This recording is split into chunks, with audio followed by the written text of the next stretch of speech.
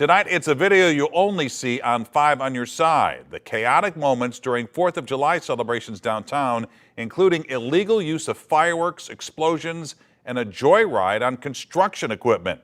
5 on Your Side's Brent Solomon joins us live downtown now after speaking with a former mayor and police chief who is calling for change. Brent. Well, Mike, I just had an extensive conversation with former Mayor Clarence Harmon. Now 83 years old, he says right now St. Louis is at a crossroads with a golden opportunity to spark change. On the night of the 4th of July, young people taking over the streets of downtown. The moments of chaos captured and now quickly spreading on social media. I used to always say if we lose downtown, we'll lose the city.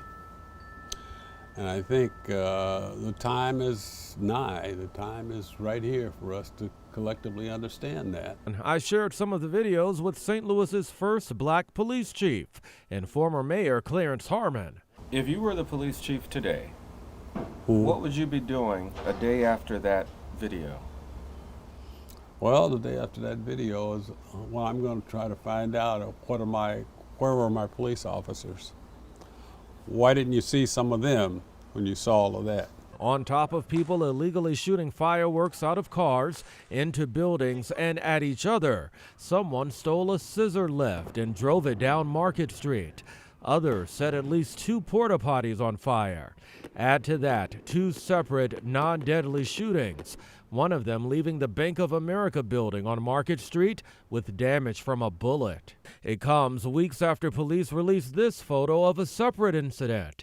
Teens toting guns following a deadly mass shooting downtown. Still no word of any arrests. A Wild West kind of attitude, we'll do what we want to do, with their understanding that nobody else is going to do anything about it. But there needs to be a plan, publicly broadcast, talking about what it is we need to do. We need to have a whole lot of people from the community, in government, in the churches, in the schools, the mayor, police chief, political organizations, churches, fraternal groups.